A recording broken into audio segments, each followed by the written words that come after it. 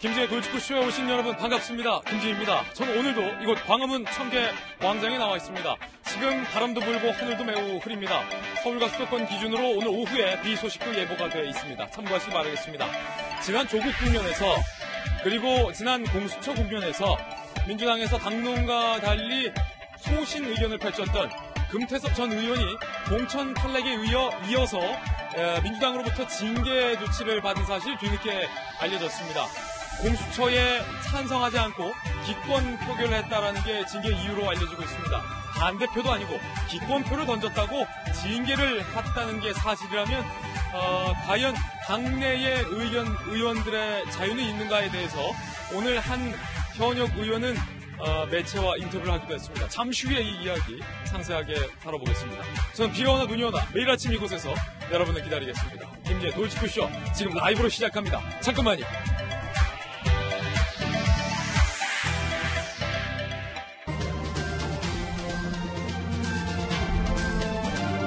신문 읽어주는 남자입니다. 조국 전 장관은 언행이 불일치하다. 말과 행동이 다르다라는 지적을 했던 장본인은 바로 민주당의 금태섭 전 의원이었습니다.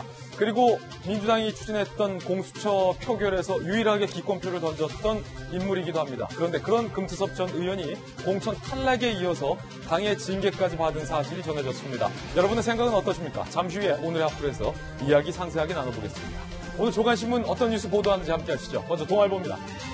문재인 대통령이 재정을 총동원하겠다라고 밝혔습니다. 한국판 뉴딜 사업에 76조를 투입하겠다라는 겁니다. 역대 최대 3차 추경 조속 처리를 당부하기도 했습니다. 다음 신문입니다. 이번엔 서울신문입니다. 문재인 대통령은 확대 G7 정상회의에 기꺼이 응할 것이다라고 밝혔습니다. 트럼프 대통령이 사실상 중국과의 갈등 국면 속에서 대한민국을 G7 정상회의에 옵저버 자격으로 초청을 했는데 여기에 가겠다라고 응한 겁니다. 그런데 문제는 다음 신문에서 이어집니다. 다음 신문입니다. 이번에 한국일보입니다.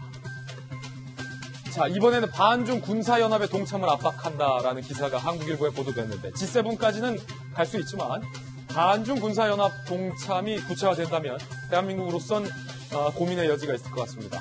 폼페이오는 시진핑 군사력 증강에 몰두하고 있다. 중국군에 맞설 동맹에 한국을 콕 집어서 거론을 했다라는 겁니다. 문재인 대통령은 강대국 간의 갈등이 적지 않은 부담이다라고 털어놓기도 했습니다. 문제는 대한민국의 외교력이 지금 시험받고 있다는 겁니다. 중국이냐 미국이냐 다음 신문입니다. 이번엔 조선일보입니다. 자, 미국의 실정은 만만치가 않습니다. 트럼프 대통령의 재선에도 빨간불이 켜졌다라는 분석도 나오고 있는데 지금 사진에서 보시는 것처럼 백악관 앞까지 최루탄 연기가 자욱합니다. 트럼프 대통령이 지하 벙커로 피신했다라는 소식도 확인이 됐습니다. 마틴 루터 킹 목사님의 암살 사건 이후 최대 규모의 일이 지금 미국에서 벌어지고 있습니다. 백악관 앞에 연기가 자욱한데 이 현장에 저희 채널A의 김정한 특파원이 다녀왔습니다.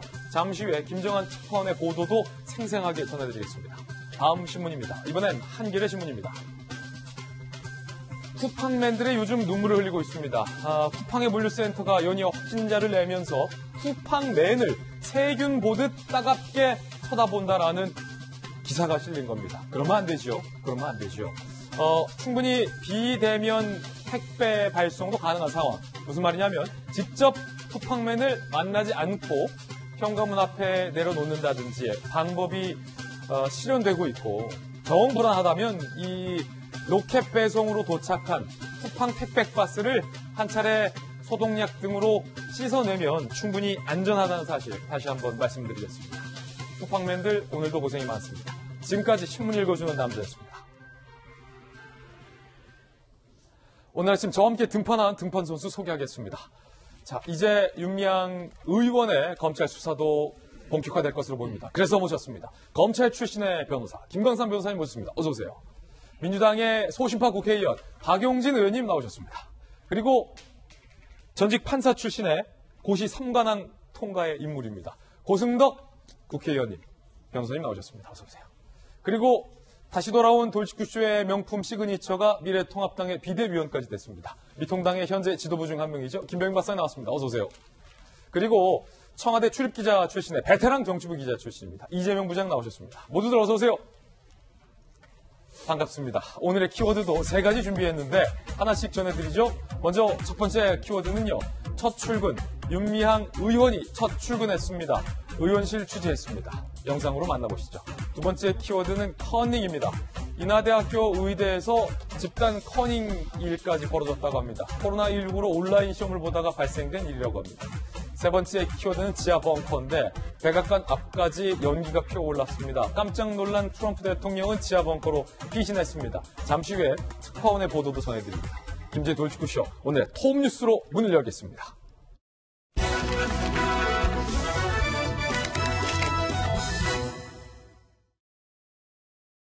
윤미향 의원이 의원회관실에 처음으로 출근을 했습니다. 정의원을 상징하는 나비 배지를 가슴에 달고 웃으면서 일을 하는 모습이었습니다. 톱뉴스 주제입니다. 나비 배지 달고 첫 출근, 두문 불출. 하지만 기자들의 질문에는 자세하게 응대하진 않았습니다. 일단 첫 출근 장면부터 저희가 취재를 했습니다. 영상으로 만나보시죠. 윤미향 의원이 굉장히 환하게 웃으면서 경쾌하게 의원회관실 사무실 안에서 보좌진들과 함께 일을 하는 모습 저희 채널A가 영상으로 취재를 하는데 성공을 했습니다. 다른 의원 같은 경우는 문을 활짝 열어놓고 많은 의원들은 첫 출근 이 업무를 받지만 이례적으로 윤미향 의원 같은 경우는 문을 꼭 닫고서 업무를 처리했기 때문에 저희가 이렇게 문틈으로 윤미향 의원의 첫 출근 장면을 촬영을 했습니다. 환하게 웃고 있었던 모습이 지난 기자회견 당시에 진땀을 뻘뻘 흘렸던 모습과는 상당히 대조적입니다. 같은 사람이 맞나라고 싶을 정도로 밝은 모습이었습니다. 밝은 모습 자체가 문제가 될 건 없죠. 하지만 보좌진 구성 등등에 오늘도 여전히 논란이 일고 있는 상황인데요. 이재명 기자, 윤미향 의원의 첫 출근 장면이에요. 근무 장면. 저희 또 채널A 기자들이 발빠르게 취재를 했는데 어떻게 보셨나요?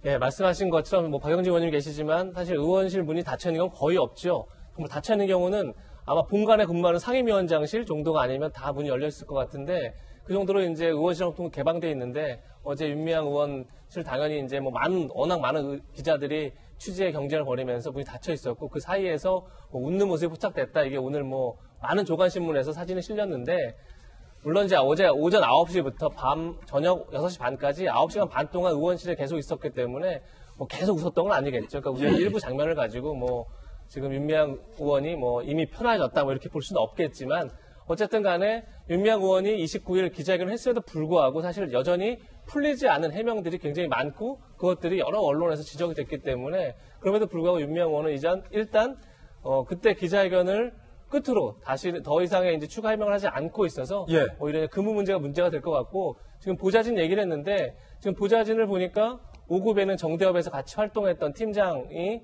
5급 비서관으로 지금 참여를 하고 있고 그리고 4급 보좌관도 김복동의 희망이라고 해서 김복동 할머니의 장학금 재단을 운영하는 그 운영위원이 참여하고 있습니다. 물론 보좌진이라는 건 의정활동을 돕는데 가장 이제 옆에서 지근거리 돕는 측근들이기 때문에 어떻게 보면 윤미향 의원이 가장 편한 사람들 그리고 윤미향 의원이 활동하는데 가장 도움을 많이 줄 수 있는 사람들을 뽑는 거기 때문에 누굴 뽑았다 이거 문제 삼을 수 없지만 지금 제기된 의혹 자체가 정의연의 회계 부정 의혹이 지금 일고 있는 거죠. 따라서 어쨌든 보좌진들 별정직 공무원인데 정의연의 회계 감사가 이루어질 테고 검찰 수사가 이루어질 테고 이런 상황에서 관련자들을 보좌진으로 두는 것이 과연 적절하냐 이런 의혹은 분명히 제기되고 있습니다. 잠시 후에 그 의혹 조금 더 자세히 들여다보겠고요. 첫 출근 의원회관실 530호로 격려 방문을 한 동료 의원들의 모습도 눈에 띄었습니다. 누가 격려했을까? 직접 들어보시죠. 별 말씀 안 했고요. 얼마나 힘들겠어요. 그래서 위로 말씀 전해드렸고 힘내시라고 그렇게 얘기한 거 맞죠? 네, 맞습니다. 윤미향 의원님은 앞으로 국민들과 여성 인권을 위해서 훌륭한 역할을 하실 것 같습니다. 열심히 공부하고 계시더라고요. 지도부와 얘기 나누시고 그런 거 없고. 그리고 윤미향 의원은 민주당 의원들에게 감사 편지를 돌렸다고 합니다. 민주당 의원들에게 보낸 편지, 이용수 할머니 회견 이후 의혹과 왜곡이 잇따랐다. 국민과 당에 심력 끼쳐서 송구하다. 막막함, 당혹감을 견디고 기자회견장 설 수 있었던 것은 이해찬 대표님과 김태년 원내대표님 등의 응원 때문이다. 정말 감사하다라는 감사 편지를 보냈다고 합니다. 자, 앞서서 이재민 기자가 언급했었던 보좌진 구성과 관련된 논란 내용도 전해드리죠. 안모 씨는 정대협 홍보 평화 팀장 이력이 있는데 5급 비서관으로 채용이 됐고, 조모 씨는 통일신문이라는 곳의 기자 출신이고요. 김복동의 희망의 운영위원이었기도 합니다. 4급 보좌관으로 채용을 했습니다. 김복동 할머니 장례를 알리며 윤미향 개인 계좌를 게재하기도 해서 현재 논란이 되고 있습니다. 이 부분은 잠시 후에 이야기 나눠보겠고, 어제 정청래 의원과 이수진 의원이 이제 격려 방문을 했어요. 530호. 윤미향 의원은 민주당 의원들에게 감사 편지를 돌렸다고 하는데, 박용진 의원님 그 재선 첫 출근 날이었을 텐데 윤미향 의원 씨 갔습니까? 예? 거기 갔냐고요? 예, 가셨습니까? 아니요, 가지 혹시? 않았어요. 예. 편지는 받으셨군요, 그러면. 현지도 보지는 못했어요. 아, 그래요? 왜냐하면 안 받아셨어요? 여러분 안 믿기시겠지만 저희 의원실 어제 하루 종일 이사했습니다. 아, 그래요? 그 원래 방이 우리 이사할 때 다 그렇잖아요. 예. 이사 갈 집이 빠져야 거기로 이사를 가는 건데, 아이고 제가 이사 갈 방에 의원님이 이사 갈 방이 29일까지 다 쓰셨어요. 예.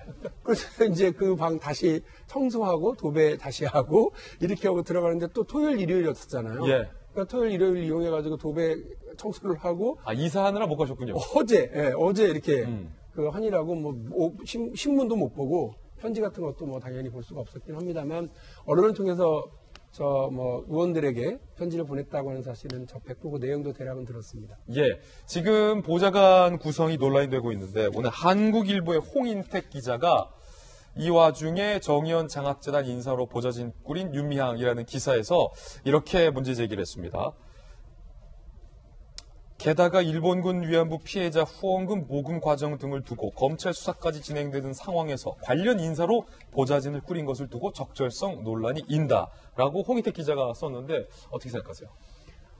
보좌관 채용과 관련해서 그 전적인 책임은 사실은 국회의원 본인에게 있습니다. 그래서 아마 서로 호흡을 맞춰갖고 또 그 같이 팀을 이뤄왔었던 사람들, 잘 알고 익숙한 사람들 중심으로 쓰기들 마련이죠. 혹은 그 관련 분야의 전문가를 초빙해서 사실상 보좌관, 비서관이지만 의원이 모시고 하는 경우도 있죠. 근데 여러분 어떻게 생각하실지 모르겠습니다만, 이거 좀 나눠서 봤으면 좋겠습니다. 하나는 국회의원직을 수행해야 하는 그 의원 당선자로서, 그리고 이제 국회의원이 된 윤미향 의원이 국회의원 300명 중에 한 명으로서 자기 역할을 충실하게 잘 해줄 것을 기대하고 지켜봐야 되는 측면이 하나가 있습니다.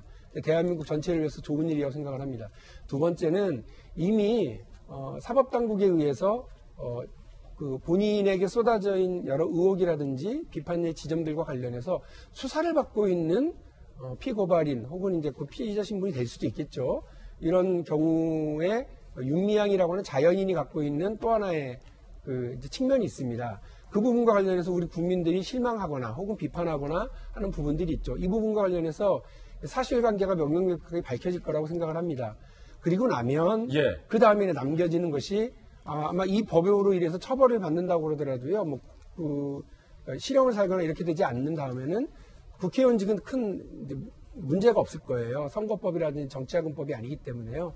그러면 그와 관련해서 사실은 윤미향 의원 본인, 그리고 윤미향 의원을 당선시키고 또 그 소속 정당인 더불어민주당이 어떻게 그 부분과 관련해서 책임질 것이냐라고 하는 부분이 남아 있습니다. 그래서 이 논란으로 계속 가기보다는 저는 오히려 이걸 좀 나눠서 봤으면 좋겠어요. 오래 걸리지 않을 거라고 생각합니다. 사법당국 검찰의 수사가 오래 가지 않을 거기 때문에 이 부분 나눠서 보고요.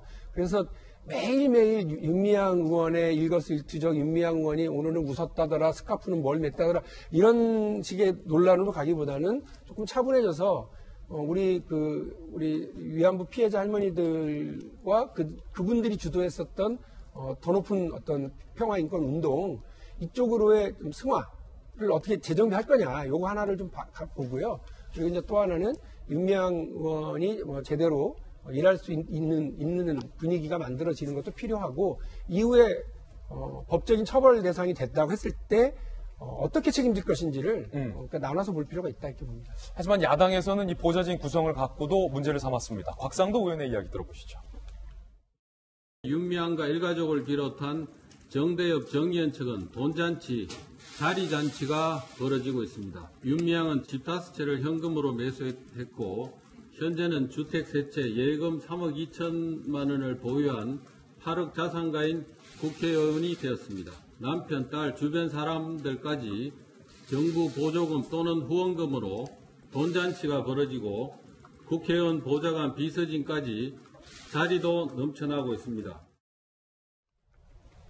윤미향 당선인의 의원의 기자회견에도 불구하고 의문은 여전히 남는다는 것, 많은 조간신문이 어제와 오늘 보도하고 있고 검찰도 이 부분과 관련돼서 들여다보고 있는데요. 퇴근길에도 기자들이 그 의문과 관련해서 당연히 질문을 했습니다. 뭐라고 답했을까요? 개인 계좌 목은 이것이 시간 제가 관련해서 열심히 성실하게 다 하려고 하니까 자, 주세요.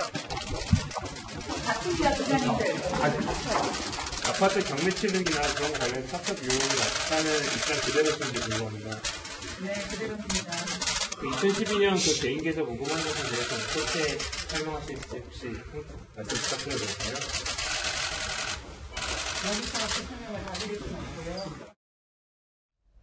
그러니까 기자회견 당시에 2014년부터 개인 계좌 부분을 밝혔지만 기자회견 직후에 2012년, 2013년에도 개인 계좌가 모금에 쓰였다라는 사실이 드러나면서 기자회견이 사실과 다르다라는 논란이 인 것에 대해서 기자들의 질문을 들으셨는데요. 윤미향 의원이 저 자리에서는 그 질문에 답을 하지 않은 겁니다. 그리고 어제 밤에 본인의 페이스북에 그 대답을 적었습니다. 2012, 2013년부터 개인 계좌가 모금됐는데 왜 기자회견 때 그 부분을 쏙 뺐느냐. 혹시 아파트 구매 이전이기 때문에 일부러 뺀 것 아니냐라는 논란이 일었잖아요. 그와 관련돼서 2012년 계좌는 개인 명의가 맞지만 전적으로 납입기금 전용 목적의 계좌다. 혼용 계좌는 2014년부터다. 그렇기 때문에 2012년 계좌에 대해서는 언급하지 않았다라고 얘기를 한 건데 이 혼용 계좌라는 단어를 밝히면서 문득 궁금증이 드는데 고승덕 의원님, 네. 그렇다면 2012년에도 본인의 명의의 계좌로 모금을 했지만 그거는 그냥 전적으로 모금 목적에 맞춰서 썼다는 주장인 것 같고 2014년부터의 계좌는 혼용 계좌였다라는 것은 이 모금 저 모금 혹은 이 돈 저 돈이 섞였다라는 겁니까? 그러니까 뭐 납입기금이라 그래서 이제 위안부 피해자 할머니들을 위한 그 돈 들어간 것과 또 혼용이라 그러면 자기 개인 목적의 돈이 섞였다는 뜻이거든요. 예. 그 혼용의 뜻은 이제 명확치 않은데, 하여간 기자님들이 2012년도는 왜 이야기 안 하냐 하니까 이제 해명한다고 밤에 이제 올린 그 페북 글이 2012년도부터 2014년도까지는 혼용하지 않았다고 지금 말씀을 하는 거거든요. 근데 저는 이제 그 해명을 보면서 어떤 생각이 들었냐면, 기자분들이 이제 물어본 그건 굉장히 많은 의혹이라든가 의문 중에 굉장히 단편적인 부분인데, 그 부분을 이제 페북에다 올렸을 때, 그럼 나머지는 뭐냐? 예를 들어서 이제 뭐 그 위안부 피해자 할머니들이 미국이나 유럽 같은데 뭐 출장을 간다거나 또 뭐 장례 관련해서 모금한 이런 계좌가 예를 들어서 4개가 지금 언론에 제 기억으로는 있는데 네. 그 중에 한 계좌에 대해서만 지금 밝히신 거거든요. 그럼 이제 우리 국민들은 그러면 나머지 3개 이상 그 계좌는 어떤 상태냐? 그건 혼용이냐 아니냐? 만약에 2012년도만 혼용 안 했다고 하는 말은 그러면은 다른 계좌들은 혼용했다는 말이냐? 이런 네. 식으로 이제 어떻게 보면은 해명이 좀 너무 이렇게 종합적인 게 아니고 단편적인 게 되다 보니까 의혹이 증폭될 수 있는 부분들이고요. 원래는 고승덕 의원님, 네. 그 공식 계좌가 있다면 개인 계좌가 동원돼서는 안 되고, 네. 물론 2012년은 공식 계좌가 없었다고는 하지만 개인 계좌를 동원했더라도 혼용시키면 안 되지 않습니까? 물론 안 되죠. 그 자체가. 그러니까 2014년도부터 혼용했다 그러면 사실 조금 더 해명을 해주셔야 되죠. 어떻게 혼용했느냐. 무슨 돈과 무슨 돈을 섞었는지. 예. 근데 그 부분은 쏙 빼놓고 2014년도 이전은 혼용 안 했다. 딱 한 계좌에 대해서만 또 말하니까 사실 1990년에 이제 정대협이 발족이 됐거든요. 예. 그래서 이제 정말 오랜 세월 동안 정말 30년의 어떤 그 대의 명분을 위해서 헌신한 부분도 분명히 그 있습니다. 하지만 이제 이런 대의 명분에 약간 흠이 될 만한, 왜냐하면 운영이 투명하지 못하면은 흠이 되는 거거든요. 그래서 그런 면에서 이 단순한 계좌, 민주당 안에서도 왜 계좌 내역을 공개하지 않느냐, 까버리면 서로 좀 쉬울 것 같은데 이제 그런 부분들이 좀 답답한 부분이고요. 그다음에 이제 개인 계좌뿐만이 아니라 또 정대협 돈을 그럼 뺏은 거 아니냐, 이런 부분에 대해서 해명한 것도 시원치가 않아요. 제가 이제 일주일 사이에 이제 그게 터져나온 부분들인데, 예를 들어서 나는 성실하게 저축해가지고 월급을 모아서 착실하게 아파트를 이렇게 저렇게 재테크를 했습니다라고 해명하는 것처럼 보이지만, 예. 그럼 그 월급은 누가 줍니까? 자기 단체, 자기가 대표자인데. 그러니까 이른바 이것도 셀프 월급이잖아요. 그럼 정하기 나름인 건가? 뺏은 돈이 다 월급인가? 그러니까 결국은 검찰에서 들여다보고 있지만 제가 볼 때 검찰 입장이라 그러면 적어도 4대 보험을 처리하지 않고 정대에서 가져간 돈은 아마 검찰에서 횡령이라고 의심을 할 것이라고 보고요. 만약에 윤 의원께서 이건 4대 보험 처리는 안 했지만 월급은 월급이다. 실제로 내가 4대 보험 처리한 비용을 줄이겠다 하게 되면 일종의 탈세와 4대 보험료 어떤 탈루가 되기 때문에 검찰이 수사하다 보면 좀 이렇게 빠져나가기 힘든 부분도 생길 가능성이 있다고 보여집니다. 예, 지금 어제 윤미향 의원의 페이스북은 굉장히 중요한 의미를 갖는데 이걸 약간 정리할 필요가 있을 것 같습니다. 그러니까 이걸 왜 올렸냐면 기자회견 때 2014년 이후 개인 계좌가 혼용됐다, 법인 계좌와 따라서 2012년에 산 아파트에는 전혀 개인 계좌에 들어온 모금했거나 기부금들이 유용될 수 없었다 이 얘기인데, 그러고 나니까 언론들이 제기를 했죠.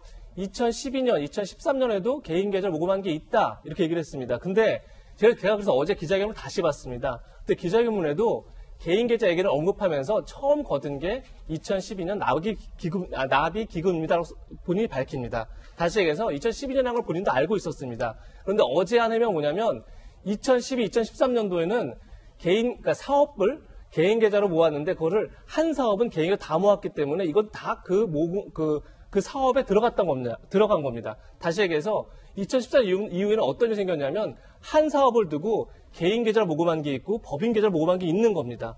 그러니까 한 사업이 양 계좌가 혼용된 겁니다. 그렇군요. 그 뜻을 어제 밝힌 거고, 근데 이건 어떤 의미가 갖냐면 그렇게 되면 2014년 이후에 했던 사업 중에 혼용 계좌로 모금을 했으면 전체 모금액을 알 수 있는 사람은 딱 한 명, 윤미향 의원밖에 없습니다. 그렇게 되는 거죠. 왜냐하면 법인 계좌야 법인들이 볼 수 있지만 개인 계좌는 개인만 알 수 있기 때문에 그럼 전체 모금액이 얼마냐? 이건 윤미향 의원밖에 모르는 거예요. 그러네요. 이건 어떻게 보면 회계가 잘못하면 더 불투명한다는 것을 스스로 얘기하는 게 되기 때문에 이 부분은 굉장히 중요한 점이고 이건 다시 한번 정리한 차원에서 제가 말씀드립니다. 예리한 부분 잘 지적해 주셨는데 검찰도 들여다봐야 될 부분 같아요. 윤미향 의원 본인이 가장 잘 알고 있는 부분, 특히 그 혼용계좌라는 의미에 대해서 잘 설명해 주셨는데 개인계좌 부분에 모금된 후원금이 얼마만큼 투명하게 집행됐는지 여부도 검찰의 계좌 추적 등을 통해서 들여다봐야 될 것 같습니다. 이해찬 대표가 어제는 무분별한 언론 보도에 대해서 언급을 했습니다. 검은 그림자는 여전히 어른거리고 있습니다. 끝이 없습니다. 참말로 징합니다. 신상 털기식 의혹 제기에 굴복해서는 안 되는 일입니다. 최근에 이루어지고 있는 부분은 또 하나의 새로운 현상이라고 볼 수가 있습니다. 경계하지 않을 수가 없습니다.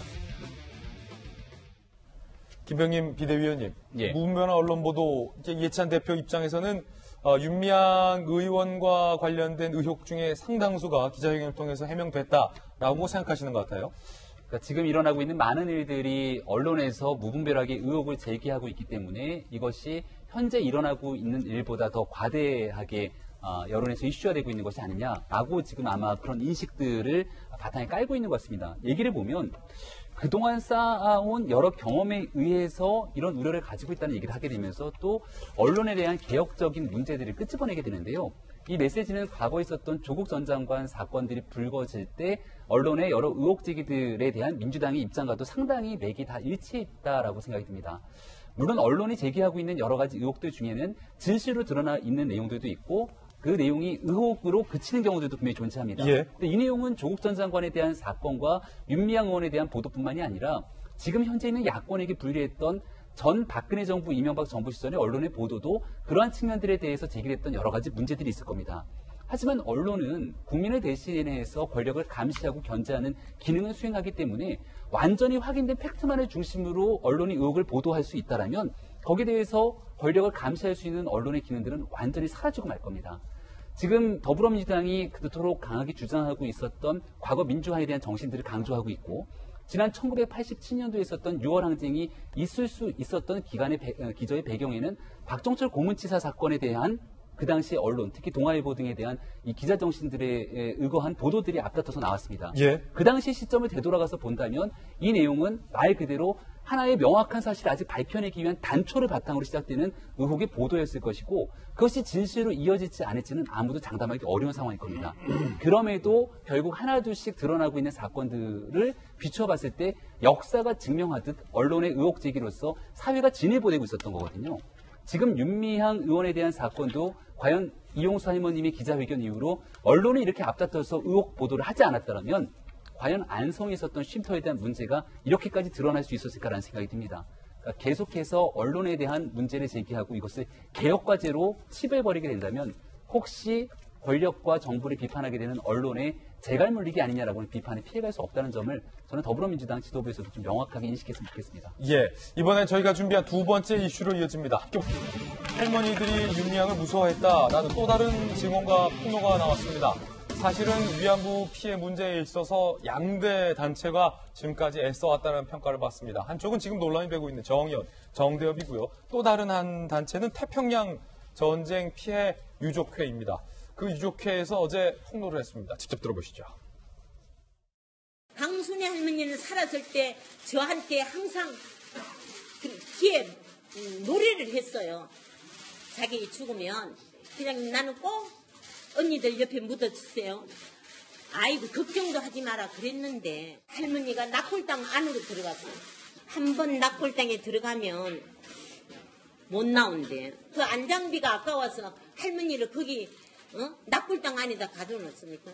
정대협과 윤미향은 할머니를 위한 최소한의 예의도 다하지 않는 천인공노할 집단으로 전략한 지 오래됐다. 각종 비리의 시궁창이 되고 있는 정대협도 존속되어서는 안 된다. 그러면서 위안부 피해 할머니들이 생전에 윤미향 의원을 다 무서워했다라고도 이야기를 했습니다. 할머니들이 생전에 정대협을 상당히 두려워했습니다. 윤정호 교수 나오고 난 뒤에 윤미향을 할머니들이 다 무서워했어요. 이용수 할머니가 얘기하는 거 그거 다 맞는 말이에요. 큰 기대는 안 했습니다만은 전혀 그 말짱 거짓말을 하고 있었지 않습니까? 네, 검찰 출신의 김광삼 변호사님 나오셨는데 어제 태평양 전쟁 희생자 유족회에서 정대협 해체, 정의연 해체를 요구하면서 여러 가지 이야기를 했어요. 일단 천인공노할 일을 했다라는 말도 했고요. 특히 보상금을 받은 할머니들의 이름을 남산 기림터 위안부 명단에서 떼는 비행을 저질렀다라고도 했고 언니들이라고 표현을 했는데 위안부 피해 할머니들을 일컬어 국립 망향의 동산에 묻어달라는 유언을 남겼고 정대협에 이 사실을 알렸지만 유언과 달리 납골당에 안치됐다라고도 또 주장을 하기도 했습니다. 검찰 수사가 진행될 텐데 이 추가 의혹 제기나 폭로도 참고할 부분이 있습니까? 그런데 이 내용 자체는 이제 할머니들의 이제 불만이죠. 그래서 검찰이 수사할 수 있는 영역은 회계와 관련된 거예요. 회계 부정. 개인적으로 업무상 횡령을 했느냐, 아니면 뭐 정대협이나 정의연의 그 기부금이나 후원금을 가지고 손해를 끼쳤느냐, 이제 그 부분이 되기 때문에 이거 자체는 사실 뭐 수사하는 데 있어서 뭐 참작 사유는 아니다고 봐요. 그렇군요. 지금 지속적으로 나오는 것 중에 하나가 기존에 있던 이제 위안부 할머니들의 어떤 불만사. 그러니까 사실 이제 위안부 할머니 하나하나 개인은 이제 경제적으로도 힘이 없고요. 또 외부에 하나하나의 목소리를 내서는 아무 힘이 없어요. 그러면 이런 힘을 모으는 역할을 했던 게 정대협, 정의연 아니겠습니까? 그러다 보니까 지금 할머니들의 어떤 주장, 태평양 유족회랄지 이런 할머니들의 주장이 만약에 하나라도 사실이라고 한다면 그러면 윤미향 의원이 결국은 할머니 위해서 군림한 게 아니냐. 우리는 그런 의심을 가질 수밖에 없는 뭐 그런 상황이 좀 있을 수 있다고 봐요. 물론 할머니 개개인의 한 명 한 명이 원하는 걸 다 해줄 수는 없겠죠. 예를 들어서 납골당이랄지 아니면 망향의 동산에 묻히고 싶다랄지 이런 것들이 그 당시 이제 상황에 따라서 이제 할머니의 어떤 바람을 다 해줄 수 없는 상황도 있을 겁니다. 그렇지만 이 정대협이나 정의연 자체가 어떻게 보면 위안부 할머니를 위한 단체고, 그 다음에 기부금이나 후원금 같은 거 국가보조금이 많이 들었던 이유는 결국 위안부 할머니 때문에 많이 들어온 거거든요. 국가 공적 자금이라고 윤석열 총장이 최근에 언급했잖아요. 그렇죠. 그렇다면 후원금의 기부금, 국가보조금 이런 것들은 사실은 가장 먼저 집행은 위안부 할머니들을 위해서 집행을 해야 한다는 거예요. 그러면 사실 위안부 할머니들은 이제 어릴 때부터 위안부를 끌려가셨고 그 이후에도 굉장히 많은 트라우마, 그다음에 다 대부분이 경제적으로 굉장히 어려웠잖아요. 그러면 적어도 이 할머니들이 편안히 살 수 있는, 그런데 우리가 후원금, 기부금 전체 금액 보면 적어도 할머니들이 좀 편하게, 뭐 호화호식이 아니고요. 할머니들이 그냥 평범한 사람으로서 정말 편하게 살 수 있는 그 정도의 어떠한 여건을 마련해 주었느냐.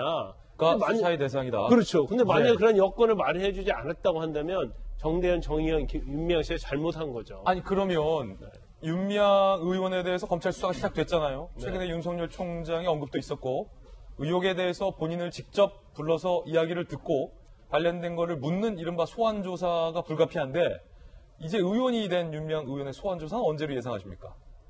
제가 볼 때는 아마 검찰도 신속하게 끝내고 싶어 할 겁니다. 그리고 이제 의혹이 나올 수 있는 의혹은 거의 다 나왔다고 봐요. 뭐 안성쉼터 의혹이랄지 네, 예. 대임 계좌 모금이랄지 아니면 딸의 유학비 문제라든지 등등. 네, 이제 더 이상 나올 의혹은 많지 않을 거라 보고 또 경우에 따라 이제 수사를 해서 계좌를 추적하다 보면 또 다른 게 나올 수는 있겠죠. 우리가 항상 수사를 생물이라고 얘기를 하잖아요. 계좌 추적은 지금 하고 있죠?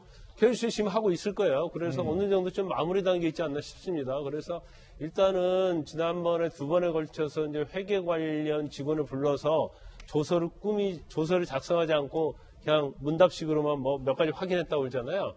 그러면 아마 계좌 추적이 거의 다 끝나면 회계 관련 직원 또는 정의연, 정대부 관련 직원을 조사가 시작이 되면 그때부터 이제 관련자들의 본격적인 소환이 됐다고 볼 수 있고 윤미향 의원에 대한 소환 조사도 멀지 않았다 이렇게 머지않았다. 판단할 수 있죠. 수사의 어떤 그 단계상 머지않았다. 네. 그런 말씀 들었습니다. 대통령의 지지율이 하락했습니다.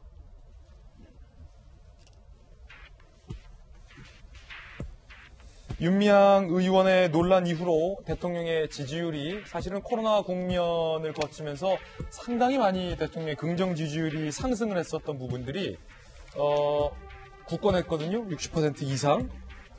그런데 윤미향 의원의 논란 국면을 맞아서 59.9% 그리고 부정평가는 35.3%로 변화가 있었다라는 기사가 오늘 소개가 됐습니다. 사실은 국회 반장 출신의 그리고 청와대 출입기자 출신의 이재명 기자는 이 청와대에서 이 대통령의 직무에 대한 국정수행 지지율을 얼마나 민감하게 받아들인지에 대해서도 잘 아시잖아요. 그럼요.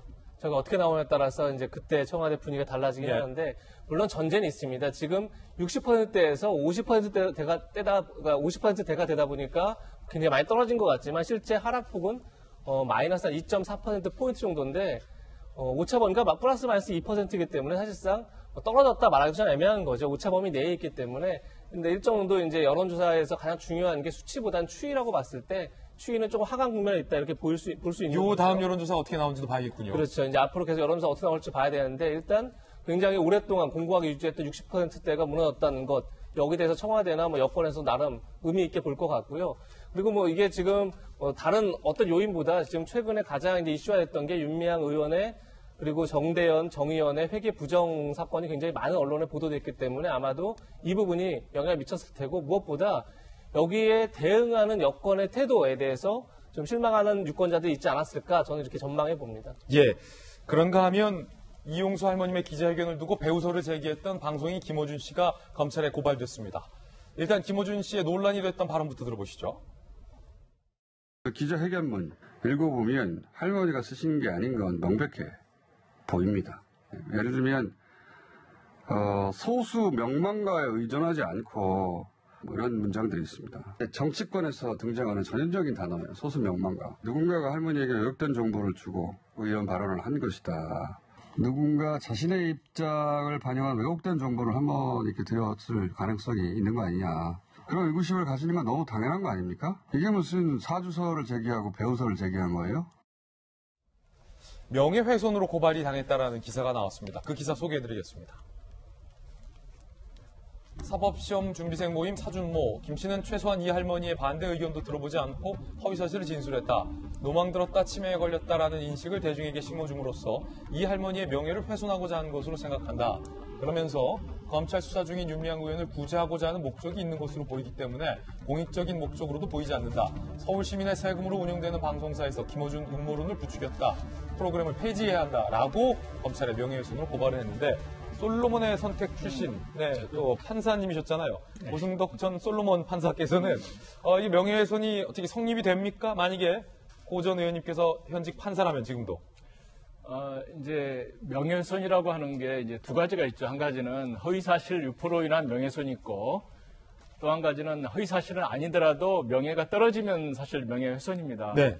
근데 김어준 우리 그 진행자 이제 발언 중에서는 이제 두 번 이렇게 멘트를 하셨는데 첫날 멘트 할 때는 이용수 할머니가 기자회견문을 쓰지 않은 것이 명백해 보인다. 네. 너무 단정을 해버린 거예요. 단정적으로 얘기했다. 근데 이용수 할머니께서는 뭐라고 그러셨냐면은 내가 쓴 걸 가지고서 이제 수양딸이 다시 정리한 거다 이렇게 말씀을 했거든요. 예. 그랬을 때 김어준 진행자의 그 뜻은 뭐냐면 이건 남이 써준 걸 가지고 자기 생각도 안 들어간 걸 읽었다는 식으로 지금 이야기를 하고 있는 건데 만약 이용수 할머니가 해명하신 말씀이 맞다 그러면 분명히 허위 사실이 되는 거죠. 허위 사실이다. 그렇다 그러면 이용수 할머니는 자기 생각도 없이 남이 써준 것을 읽으면서 남의 생각에 조종당하는 사람인 것처럼 말한 부분은 제가 볼 때 허위 사실 해당될 가능성이 좀 크다고 보여지고요. 예. 그 외에 이제 뭐 이 사준생 모임에서 뭐 노망 들었다는 인식을 심어줌으로써 하는 부분은 조금 과한 부분이 있습니다. 뭐 치매 걸렸다는 인식을 심어줌으로써 이런 부분들은 이제 김어준 진행자 발언 가지고 연결시키기는 이제 조금 다소 무리긴 합니다. 그렇지만 이제 검찰에서는 이제 첫날 발언, 둘째 발언을 다 합쳐가지고 이제 검토할 거고요. 둘째 날 발언 같은 경우는 가자평화인권당 최모 대표의 어떤 그 뜻이 들어가 있는 거 아니냐. 그분이 평소 하던 주장이 담겼다 또 이런 제3자를 또 끌어들이는 부분이 있거든요.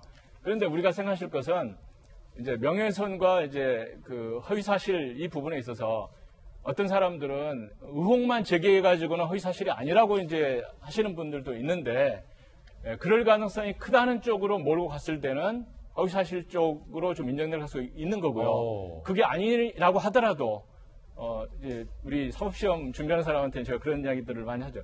도둑을 도둑이라고 하더라도 명예훼손죄는 해당이 되는 거예요. 왜? 도둑이 공인이 아닌데 이걸 만인 앞에서 이제 현행범으로 도둑놈이야 소리치는 건 괜찮지만 한 달 있다가 사람들 앞에서 저 친구가 뭘 도둑질했어라고 말한 경우에 그게 팩트라고 하더라도 명예훼손죄로 걸리는 거거든요. 예. 그렇기 때문에 김어준 대표, 김어준 진행자 발언 중에는 상당히 법적으로 좀 의율될 가능성이 있는 그런 그 단어도 있다는 말씀을 드리고 싶습니다. 그렇군요. 그런가 하면 조금 전 뭐 사준모들의 워딩도 있었지만 언급도 있었지만 프로그램을 폐지해야 한다라는 그런 일각의 문제 제기 등등 지금 현안에 대해서 과연 TBS 대표는 뭐 어떤 입장일까요? 5월 28일째 한국일보에 인터뷰가 나와 있습니다. 이강택 TBS 대표인데 김원준 씨가 굉장히 성실하다. 방송시간 2시간 제약 한계로 어려움이 있다. 직접 만나 뉴스공장이 훨씬 더 많은 사람들의 주목을 받을 테니 청취율 1등 품격을 지켜달라고 했다. 뉴스공장과는 다른 시각을 가진 프로그램으로 TBS의 균형을 맞출 수 있다라고 얘기를 했는데 김병민 비대위원님 무슨 뜻입니까?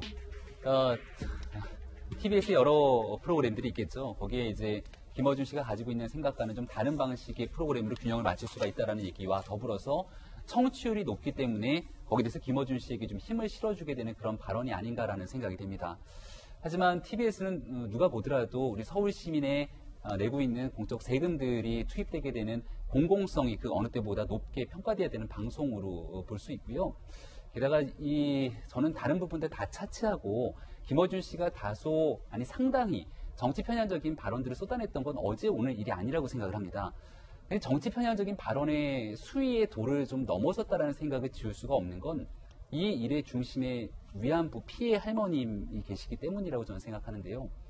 우리가 과거에 있었던 세월호 참사를 얘기하면서도 여기에 여러 가지 안 좋은 이야기를 쏟아냈던 분들에 대해서 사회적으로 가장 어려운 약자의 마음을 그렇게까지 흔드는 목소리 내는 것이 과연 온당한가라는 얘기를 꺼내기도 했었고, 위안부 피해 할머님은 대한민국에 살고 있는 모든 국민이라면 우리 역사에서 가장 아픈 그 기억들을 어떻게든 이겨내면서 살고 계신 할머님들이기 때문에 남은 여생 얼마 남지 않은 기간 동안 가장 행복할 수 있는 순간들을 위해서 많은 국민들이 조금씩 성금을 모으기도 하고 그분들을 위해서 힘을 보태자고 많은 국민들이 함께 이렇게 의기투합해 왔던 것 아니겠습니까? 근데 지금 이용수 할머님의 기자회견 이후로 윤미향 의원이 굉장히 정치적인 어려움을 겪고 있는데 여기서 오히려 이용수 할머님에 대한 정치적 가해처럼 보여지게 되는 여러 행동들이 이어지게 된다면 저는 이건 정말 온당치 못한 행동이라고 생각합니다. 과거에 조국 전 장관이 그 SNS 글을 통해서 한 영화의 대사를 글을 적시했던 적이 있어요. 그 생활의 발견이라고 하는 영화에 나왔던 대사 중에 하나인데 우리 사람 되기는 힘들어도 괴물이 되지 말자라고 하는 SNS에 글을 적으면서 나중에 시간이 지나서 그 SNS 글이 다시 한번 회자가 된 적이 있습니다. 지금 이 시대를 살아가고 있는 대한민국 공인이라면 누구든지 한 번쯤 정치적인 이해관계를 떠나서 우리 사회 가장 어려운 분들을 위해서 혹시 잘못된 일을 하고 있는 건 아닌지 그 영화의 대사를 한번 다시 한번 좀 들여다봤으면 좋겠습니다. 김어준 씨 논란에 대해서 또 두 분의 개인 의견들 전해드렸고요. 할머니들을 향한 도 넘은 인신공격이 이어지고 있다는 기사도 오늘 제기가 됐습니다. 이 할머니 전사한 일본군과 영혼 결혼식을 올렸다. 일본인 아내는 일본인이다. 한국 국민에게 사과하라. 라는 얘기가 SNS에 올라오기도 했고요. 이어진 악성 댓글로서는 일본인이면서 이때까지 혜택받고 갑질을 했다. 한국에서 나가라. 이용수 할머님에 대해서 비난하는 댓글들이 민주당원 모임 SNS에 있었다고 합니다. 진중호 교수는 충격적이다라고 이렇게 비판을 했고요.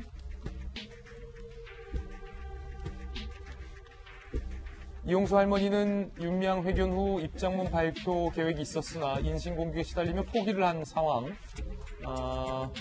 그리고 이 같은 악성 댓글에 대해서는 법적 조치를 취할 것이다 라는 시민단체의 입장도 현재 나온 상황인데 박윤진 의원님, 사실은 이런 식의 인신공격과 악성 댓글은 사실 온당치 않죠.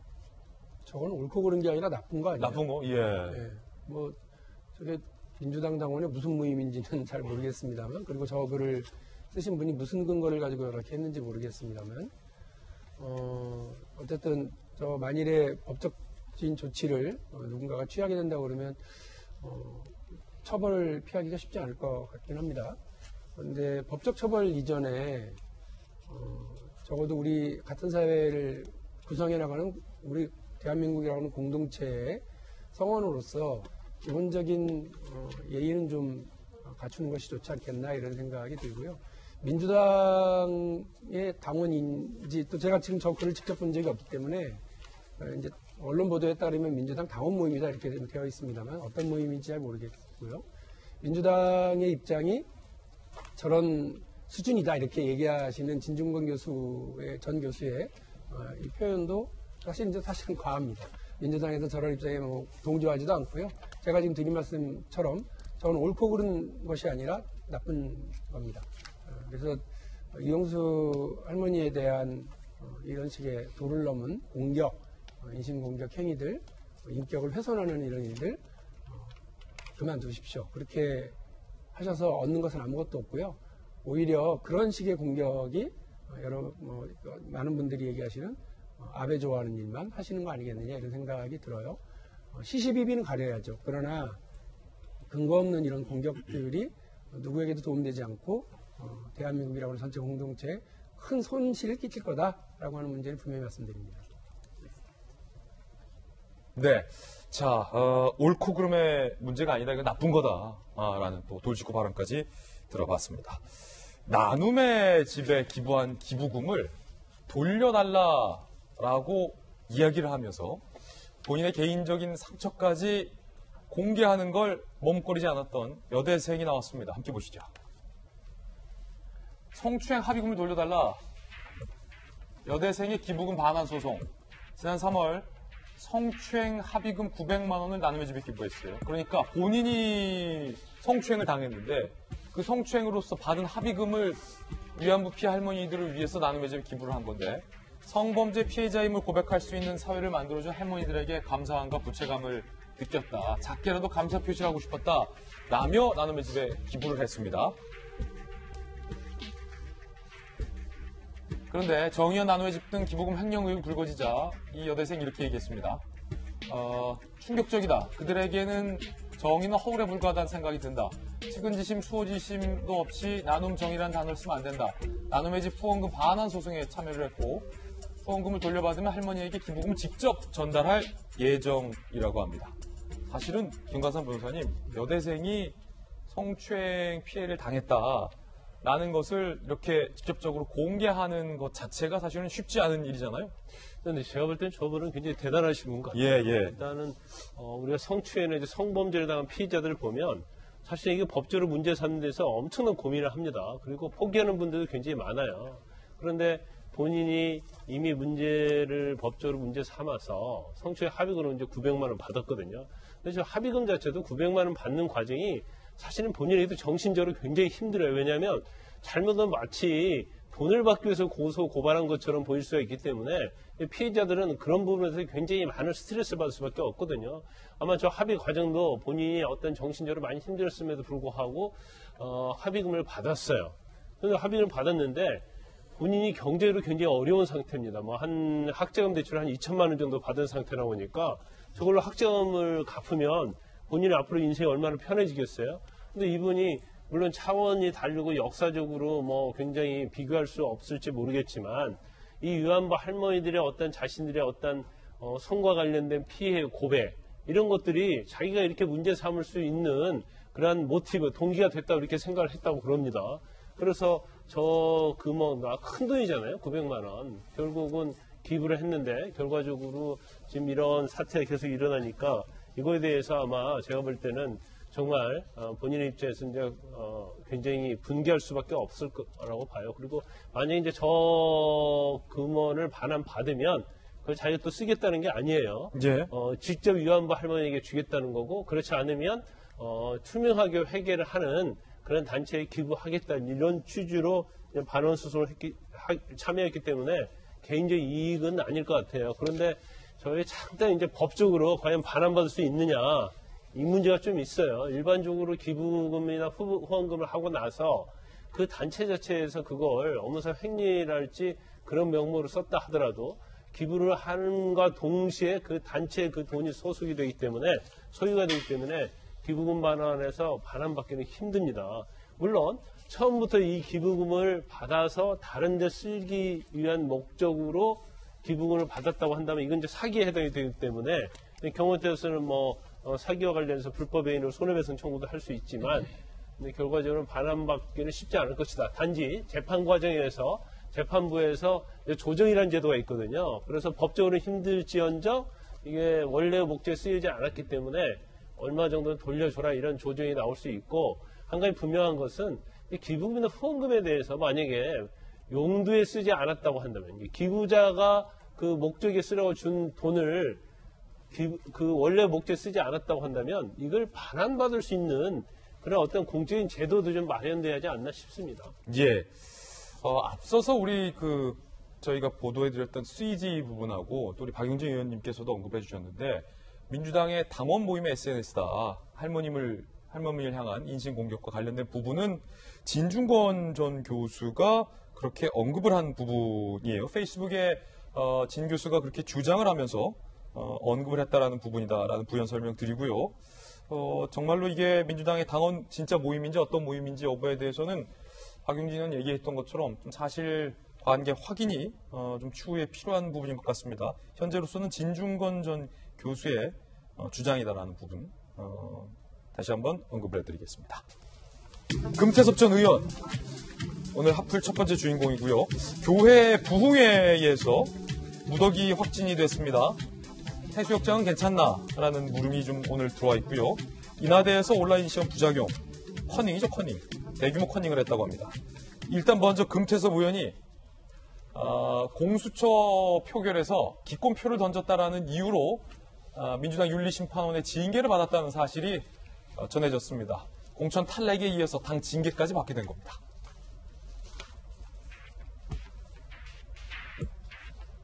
올 2월 민주당 일부 권리당원들 작년 공수처 법안 표결 당시에 기권표를 던진 금태섭 전 의원 제명 요청안을 제출한 바 있습니다.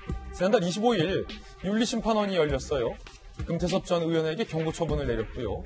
공수처 법안 찬성은 우리 당의 당론이었다. 당규에 따라 당론 위배 행위로 보고 징계를 한다라는 내용으로 징계됐다는 사실이 오늘 보도되고 있습니다. 민주당 관계자는요. 징계 수위를 떠나 국회의원이 본회의 표결을 가지고 징계받는 건 처음 본다.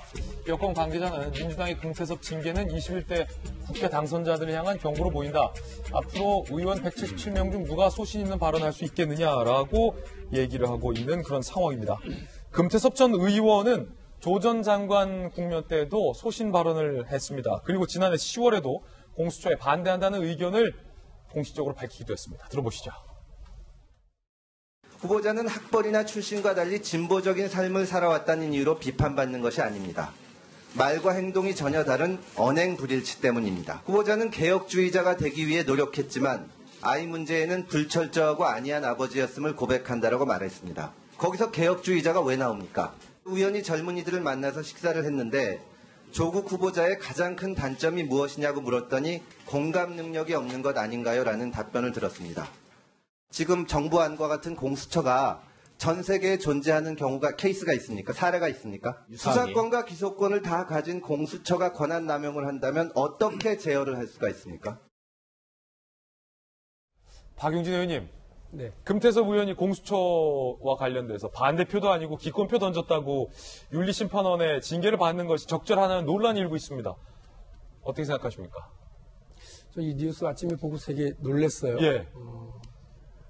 이게 지금 잘 가고 있는 건가 하는, 제대로 가고 있는 게 맞나 하는 생각이 들 정도였습니다. 국회의원은 법률이 아니라 그 이상의 헌법에 46조 2항에 국가이익을 우선해서 양심에 따라 그 직을 수행하도록 우리 대한민국 헌법이 규정을 하고 있습니다.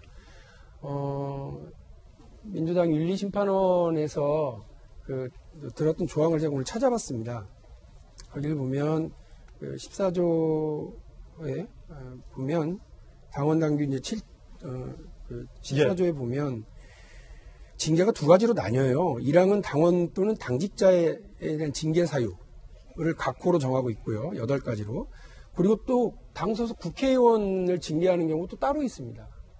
그러니까 이걸 어떻게 볼지 잘 모르겠어요. 그러니까 아마 윤리심판원은 당원이지 않냐. 당원이니까 당론 따라야지 이렇게 얘기를 했을 겁니다. 그런데 금태섭 의원은 공수처와 관련해서는 여러 가지 우려와 지적을 4년 내내 했던 사람이에요. 4년 내내요? 예. 공수처를 반대하는 게 아니라 공수처가 자칫 우리가 검찰 권력을 오히려 또 이렇게 낮추려고 권력을 이렇게 좀 쉐어하려고 하는 이렇게 주장을 하고 있었는데 오히려 공수처가 검찰의 특수부를 더 확대하고 강화하는 거 아니냐. 이 얘기를 의원들이 의총에서도 여러 차례 얘기를 했고요. 거기에 조홍천 의원은 또 다른 면에서 공수처가 가져올 여러 우려들에 대해서 지적을 했습니다. 의원들이 많이 거기에 공감도 했었어요. 그래서 당론 법안인 건 맞습니다만 거기에 대한 우려에 대한 지적이 있었고 그건 어떻게든 그럼 앞으로 그 우려를 극복해 나가자라고 하는 것이 의원들의 이제 대부분의 의견이었습니다. 그리고 금태섭 의원이 표결을 하는데 반대도 아니고 이제 기권이었습니다. 그런데 이런 정도를 가지고 징계를 한다고 그러면 제가 알고 있는 그 당론 법안에 대해서 기권한 사람들 참 많이 있습니다. 예. 저도 여러 명 봤습니다. 그럼 다 징계받아야지. 그렇죠. 그러나 대신 그분들은 윤리심판원에 뭐 이렇게 제소되지는 않았겠죠. 이게 쉬운 일이 아닌 것 같습니다. 전 금태섭 의원이 재심을 청구하는 것이 맞다고 보고 재심 청구를 통해서 국회의원에게 헌법이 부여한 직무 수행에 관한 의무 이 부분과 민주당의 당원 당규가 규정하고 있는 조항이 충돌하고 있는 것이 맞냐? 예. 이것이 했을 때는 어떻게 정리하는 것이 맞냐를 윤리심판원에 다시 한번 논의할 수 있도록 하는 것이 맞다고 생각을 합니다. 이 부분을 좀 명백하게 가렸으면 좋겠습니다. 박윤진 의원님, 당론에 따르지 않는다고 윤리심판원을 열어서 징계를 할 거라면 뭐하러 표결을 붙이냐?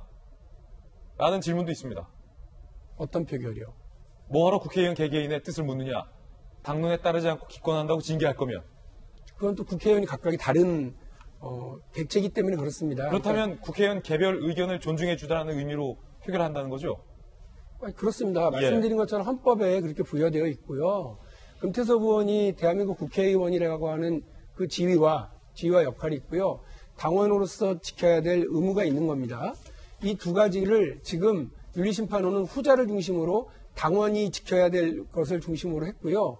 징계 사안 중에 국회의원이 징계받을 사안이 따로 있다고 제가 말씀드렸잖아요. 그러니까 그냥 당원이니까 따라야 됐다라고 하는 걸로 지금 한다는 겁니다. 그렇게 될 때 부딪히는 일들이 상당히 있기 때문에 윤리심판원은 이 부분과 관련해서 대한민국 헌법 규정이 우선하느냐 아니면 민주당의 당원당규 규정이 우선하는지를 윤리심판을 다시 한번 논의할 수 있도록 금태섭 의원이 이와 관련해서 재심을 통해서 이 논란을 정리해 주길 기대한다 이 말씀을. 일각에서는 박 의원님 다른 기권표를 던진 의원들이 징계를 안 받았는데 유독 금태섭 의원만 징계를 받았다라고 의아해하셨잖아요. 그 이유가 일각 조간의 보도에 따르면 조국 전 장관에 대해서 비판적인 얘기를 했기 때문에 이른바 친문 지지자들의 반대에 부딪혔고 그 친문 지지자들의 반대 의견 때문에 민주당의 윤리심판원이 금태섭 의원을 결국 징계하는 걸로 이어진 건 아니냐라는 분석도 내놓고 있습니다. 어떻게 보십니까? 말씀하신 그 부분은 그 개연성과 관련해서는 추측과 분석의 그냥 영역이라고 생각을 합니다. 그 조국 전 장관과 관련해서 청문회를 전후해서 저 역시 비판적인 목소리를 냈고요. 조홍천 의원 역시도 비판적인 목소리를 낸 바가 있습니다. 그러나 이제 결과가 다른 건 저와 조홍천 의원은 어쨌든 공수처가 갖고 있는 여러 가지 한계와 문제점이 있지만 이것 자체가 검찰개혁이라는 거대한 흐름에서 출발일 수는 있겠다라고 판단을 했기 때문에 저는 거기에 찬성을 보낸 겁니다. 그러나 이 공수처 출범 자체가 여러 가지 가져올 문제가 너무 커서 차마 찬성하기는 힘들고 기권으로 소신을 지키고자 싶었던 금태섭 의원이 과연 징계 대상까지 가는 것이 맞느냐라고 하는 것을 제가 다시 말씀을 드리는 겁니다. 따라서 민주당 안에서 시시비비를 가리기 위한 여러 가지 정치적 견해가 충돌하고 토론하고 부딪힐 수 있습니다. 그리고 그것에서 소수파가 있고 다수파가 있겠죠. 그러나 소수파였기 때문에 징계한다. 이거는 정말 너무 안 좋은 일이고요. 예. 저는 오히려 일을 딱 그냥 정리해서 아까 말씀드린 것처럼 국회의원의 헌법적 의무냐 그리고 아니면 당원당규상 당원의 의무냐 이 두 개 조항 중에 어떤 것을 따르는 것이 맞았고 금태섭 의원의 기권표가 과연 징계를 받을 까지의 사안이냐 국회의원으로서 지위와 역할 헌법이 부여한 그 지위와 역할을 수행한 것이 과연 그렇게 징계받을 사항이라고 한다면 일이 너무 일파만파 커지는 거 아니냐라고 하는 말씀을 드리고요. 재심을 통해서 이 부분이 당내에서 정리가 제대로 되기를 다시 한번 기대합니다. 177명의 소속 의원이잖아요. 검찰 출신께서 보시기에는 어떠세요? 한 여권 관계자는 이런 식이면 앞으로 누가 소신 발언하겠냐라고 우려하기도 했는데. 제가 볼 때는 금태섭 의원이 굉장히 민주당에서 밉상으로 보인 건 맞는 것 같아요. 그런데 저는 두 가지 측면에서 말씀을 드리고 싶은데 첫 번째는 법과 관련된 측면. 방금 박윤진 의원께서 정확하게 지적을 해주셨어요. 헌법에는 우리가 양심의 자유라는 기본권이 있죠. 또 국회의원도 마찬가지로 양심의 자유라는 기본권이 있습니다. 그런데 당론에서 만약에 당론을 위배되는 행위를 했을 때 징계가 돼 있다고 한다면 이게 명백히 헌법 위반이에요. 그래요? 이 징계가? 기본권 침해죠. 그러니까 이거 아마 제가 볼 때는 민주당만 있는 게 아니고 다른 당도 다 있을 거라고 저는 봐요. 예. 당규에. 그렇다면 그 당규에 규정되어 있는 것은 그건 헌법 위반이다. 그래서 사실은 징계하는 것 자체는 이제 헌법 위반의 소지가 있다 이렇게 볼 수가 있고, 그다음에 두 번째는 아직 이제 헌법 위반 여부 결정이 안 났으니까 그럼 이게 과연 정당한 이제 그 부분을 봐야 할 거 아닙니까? 그런데 사실 금태섭 의원이 소극적으로 투표 행사했어요. 기권했잖아요. 반대가 아니고. 그렇죠. 반대도 아니었어요. 또 저게 만약에 공수처는 사실은 뭐 청와대랄지 아니면 여당 입장에서는 어떻게 보면 굉장히 목숨 걸고 마련한 법이잖아요. 그럼 거기에 대해서 반대도 하지 않았고 통과가 됐단 말이에요. 그러면 저걸 가지고 과연 징계한 게 맞느냐. 예. 그런 당위 수행하는 문제. 이게 굉장히 중요하다 보고, 만약에 이런 식으로 뭐 소신적인 어떤 투표를 할 수 없다고 한다면 사실은 국회의원을 우리가 뽑을 필요가 없는 거죠. AI 지금 4차 산업혁명 시대 하잖아요. AI 해가지고 그냥 투표하면 되는 거예요. 그럼 세비도 안 들어가고요. 24시간 다 이럴 겁니다. 그렇기 때문에 이 부분 자체는 좀 약간 제가 볼 때는 좀 과도하다. 그래서 아마 박용진 의원께서 말씀하신 것처럼 아마 이거 재심을 가면 이 부분은 결과적으로 여러 가지 법률가들이 참여를 하고 그런다고 하면 경고 자체는 다시 취소될 가능성이 크지 않나 싶습니다. 판사 출신의 국회의원을 하셨던 고승덕 전 의원님께서는 공천원금 폭로하셨다가 당으로부터 엄청난 미움을 받으셨던 적이 있잖아요. 네. 제가 그 옆에서 잘 봤었는데 금태섭 의원의 이번 그 당 징계와 관련해서 어떻게 생각하십니까? 그냥 너무했다 이런 생각을 하는데요. 징계 처분 종류 자체는 경고입니다. 굉장히 가벼운 거거든요. 원래 이제 당원들의 일부 그 제명까지 요구했지만 뭐 제명이라든가 뭐 당원 권리 정지 이런 것도 아니고 경고니까 얼른 보면 가벼워 보여요. 그렇지만 저는 이제 이 경고라고 하는 것이 가볍지 않다고 봅니다. 왜 그러냐면 공천에서 또 탈락한 사람에게 네, 이제 4년 뒤에 만약에 공천 신청을 한다 그러면 이 당론을 위반한 자라고 하는 이것 때문에 공천 심사를 통과 못할 가능성도 있어요. 근거가 될 수 있다. 네, 그렇기 때문에 이 경고라는 것이 단순히 어떤 위협적인 이 경고가 아니고 금태섭 전 의원의 정치 생명을 적어도 더불어민주당에서는 끊는 그러한 사형 선고일 가능성도 있다는 것 때문에 제가 좀 무겁게 생각하는 거거든요. 예. 그래서 이것이 정말 21대 특히 그 초선 새로 들어온 더불어민주당 초선 의원들에 대한 엄중한 어떻게 보면 위협과 경고가 아니기를 저는 바랄 뿐입니다. 예. 세 분의 개인적 견해 들어봤는데 이재명 기자 국회 반장 출신이잖아요. 조국 전 장관 청문회 때 금태섭 의원이 했던 말을 제가 다시 한번 샅샅이 봤어요. 조국, 말과 행동이 전혀 다른 언행 불일치로 비판을 받는 것이다. 젊은이들은 조국의 가장 큰 단점으로 공감 능력이 없는 것이라고 답변을 했다. 조 전 장관 입장에서 그리고 조 전 장관을 지지하고 싶은 사람들 입장에서 금태섭 전 의원의 그때 그 지적이 정말 뼈아플 수가 있겠다라는 생각도 들었습니다만 어떠세요? 근데 조국 전 장관 사태 어떻게 보면 본질이죠. 사실은 내로남불이라고 했던 언행 불일치가 가장 본질이었기 때문에 그걸 이제 금태섭 의원이 직접적이고 아주 정확하게 지적한 거라고 그렇게 볼 수 있죠. 민주당 내에서. 그렇죠. 근데 다만 이제 그게 물론 이제 그렇기 때문에 이번에 징계도 어떻게 보면 이제 친문 진영에서 그리고 친조국 진영에서 징계를 요청했었고 거기에 대해서 이제 윤리심판원이 대응한 거기 때문에 뭐 연장선상이다 이렇게 해석할 수 있지만 뭐 어쨌든 이건 당론 내 문제는 또 다른 문제니까 다른 영역이니까 그걸 뭐 바로 굳이 연결할 필요는 없을 것 같은데 그렇군요. 당론이라 하더라도 뭐 이미 지금 앞서 많은 분들이 말씀하셨지만 당론이 어떻게 헌법이 있을 수는 없는 거죠. 그리고 당론이라는 게 물론 당을 운영하는 과정 속에서 그리고 당이라는 게 같은 생각을 하고 같은 가치를 공유하고 이런 점에서 당론이 어떻게 보면 의미가 있을 수 있지만 사실 양심에 앞설 수 있는 당론이라는 건 존재할 수 없는 거고 또 하나는 이미 금태섭 의원은 이미 공천에 탈락하면서 정치적으로 어떻게 보면 책임을 지는 부분이 있는 거죠. 그런 점에서 정치적으로 어떻게 보면 가장 강한 징계를 받은 건데 거기에 뭐 이중 징계를 준다는 것 자체가 아까 전에 저희가 CG에서 그래픽에서 봤었지만 마치 21대 국회를 향해서 뭔가 메시지를 주는 듯한 우리 당과 다른 목소리를 내지 마라 이렇게 경고를 주는 듯한 그런 느낌을 주는 것만은 틀림없어 보입니다. 예, 여러분의 개인적인 견해 들어봤습니다. 시청자 여러분의 생각은 어떠십니까? 두 번째 악플입니다. 코로나19의 국면이 급박하게 변하고 있습니다. 이번에는 소규모 개척교회를 중심으로 무더기 확진이 나왔습니다. 부흥회가 있었다고 합니다. 지난달 1일 이후 종교 행사 모임에서 확진자가 88명이 발생을 했습니다. 현재 1명 사망, 1명 위중한 상태인데 인천 교회발 29명 집단 감염이 나왔는데 무려 29명. 그제와 어제 부평의 주사랑교회 목사 A씨 등 인천 경기 개척교회에 관련돼서 29명이 확진 판정을 받은 겁니다. 지난달 28일 인천 미추홀구 등불교회에서 16명이 부흥회에 참석을 했는데 함께 뷔페식 식사를 했고 티타임, 참석자 대부분은 마스크를 착용하지 않은 상황이라고 합니다.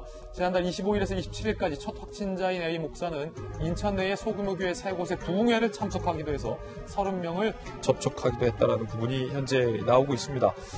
이게 사실은 김병민 박사님, 김병민 비대위원님 너무 안타까운 부분이 대한민국은 물론 종교의 자유가 있는 국가입니다. 그리고 언제든지 부흥회를 할 수도 있죠. 그런데 국민들이 염려하고 걱정하는 것은 자칫 소규모 개척교회에서 부흥회를 하고 감염 수칙도 지키지 않았을 경우에 이렇게 집단 감염이 날 것을 우려했는데 바로 집단 감염이 이어졌잖아요. 그러니까 지금 정부가 발표하고 있는 것처럼 가장 중요한 시기 아니겠습니까? 예. 이 시기를 우리가 제대로 극복하고 이겨나가지 못한다면 다시 또 사회적 거리두기로 인해서 굉장히 어려운 생활을 지내야 되고 이 모든 일에 대한 경제적 여파를 우리 국민이 고스란히 감당할 수밖에 없습니다. 그러니까 언제까지나 우리가 이 종교 행사를 안 할 수는 없기 때문에 저는 카톨릭 신자라서 성당에 나가거든요. 예. 가면 과거에 했던 방식이랑 상당히 다릅니다. 그러니까 마스크를 다 쓰고 과거에는 같이 신도들이 모여서 소리내서 기도도 하고 성가도 부릅니다만 그런 것들이 일제하지 않습니다. 그러니까 할 수 있는 최소한의 조치들을 바탕으로 신앙활동을 할 수 있도록 서로가 조금씩 배려하고 있는 것이거든요. 그러니까 이렇게 소규모 개척교회에서도 충분히 신앙활동을 할 수 있겠습니다만은 지금 나오고 있는 것처럼 같이 식사를 하게 되고 얘기를 나누게 되면 어쩔 수 없이 마스크를 벗어야 되고 그 안에서 한 명의 확진자라도 나오게 되거나 아니면 우리가 지금 무증상 감염을 통해서 누가 확진될지 모르는 그 위험성을 내포하고 있는 것들을 고려해 봤을 때 이게 일파만파 커져나갈 가능성들을 차단하기 참 어려울 겁니다. 그래서 지금 적어도 정부가 강조하고 있는 이 시점에서는 최대한 사회적 거리두기에 준할 정도로서의 스스로의 조심을 취해야 될 때라고 보고요. 이건 비단 소규모 교회뿐만이 아니라 우리가 애당초부터 처음에 가장 큰 문제로 지적했던 게 이태원 클럽 그리고 그 이전에도 이 많은 언론사에서도 이 문제를 지적하지 않았습니까? 예.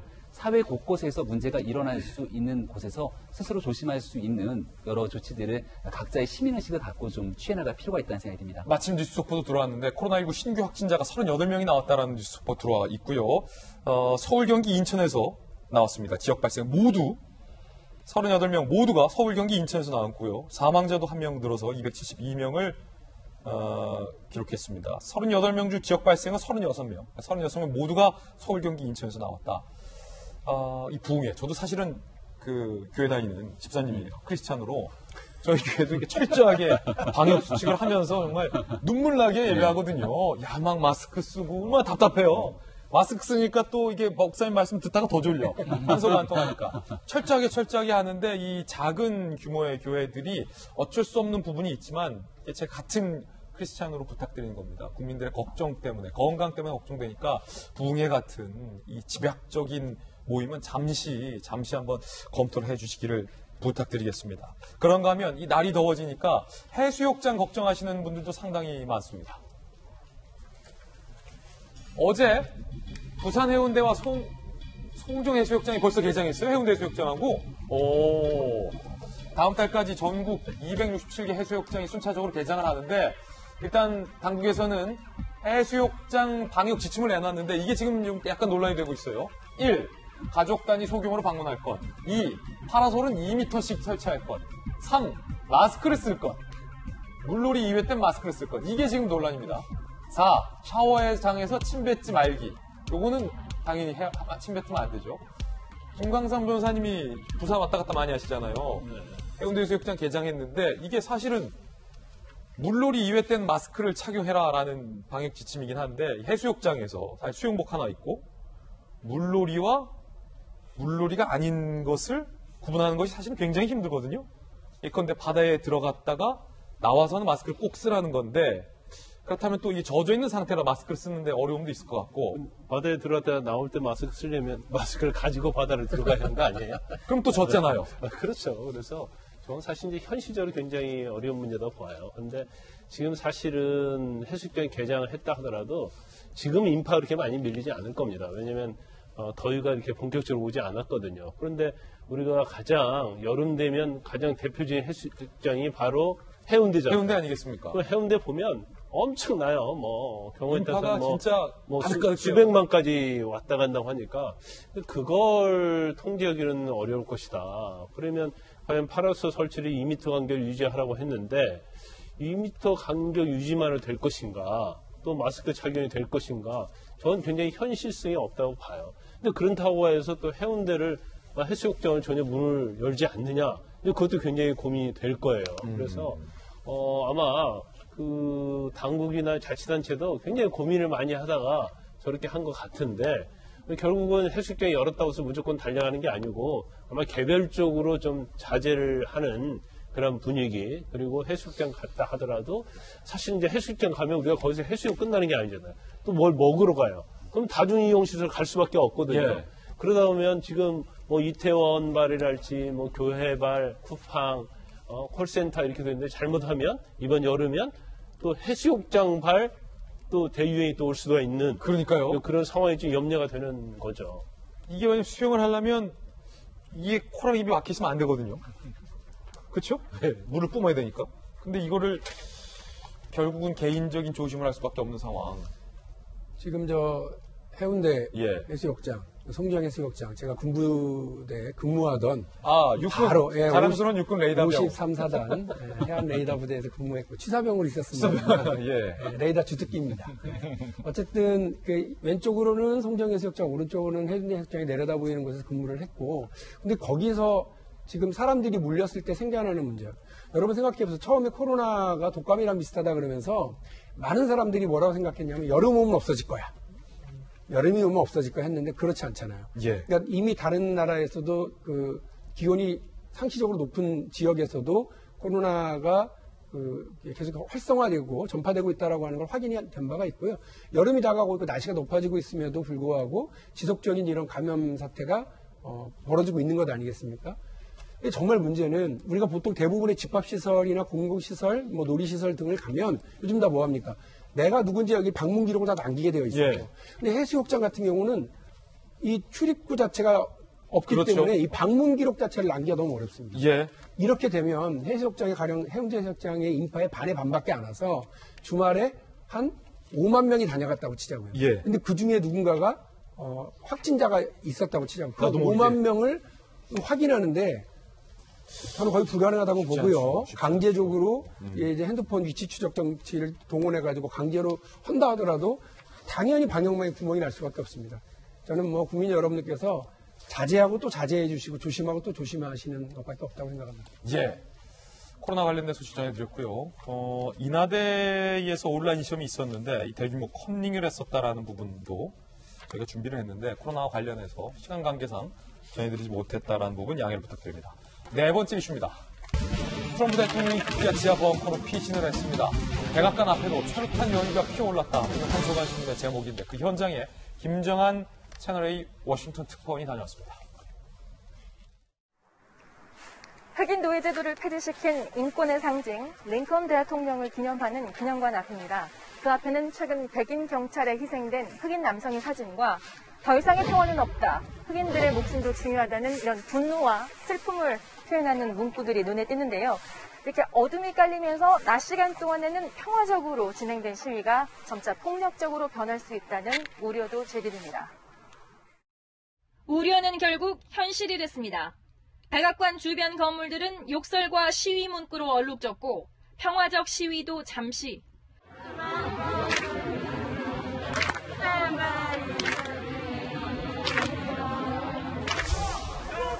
곳곳에 불을 지르며 분노를 표출했습니다. 백악관 앞은 지금 전시 상황을 방북케 합니다. 그 은평으로 지금 연기가 자욱하고요. 엄호를 하면서 경찰관들이 백악관 진입을 막고 있지만 5분 뒤에 곧 통행 금지령이 발효됨에도 이렇게 시위대들은 돌아갈 생각을 하지 않고 있습니다. 해산 거부 시위대에 무장경찰은 무차별 최루가스를 발사했고 매캐한 최루가스 고통을 호소하는 채널A 취재진에 한 시민이 다가와 도움을 주기도 했습니다. Here, let's step back. Let's step back. On your eyes, tilt your head back. Take your mask off. Do it. 그러나 시위대는 경찰의 과잉 진압을 풍자한 무릎 시위를 이어가며 새벽까지 해산을 거부했습니다.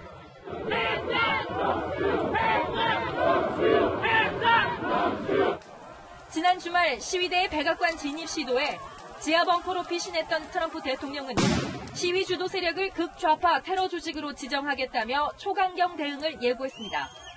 그러나 트럼프식 대응이 사태 수습은커녕 오히려 기름을 붓는 꼴이라는 비난도 쏟아지고 있습니다. He speaks and he makes it worse.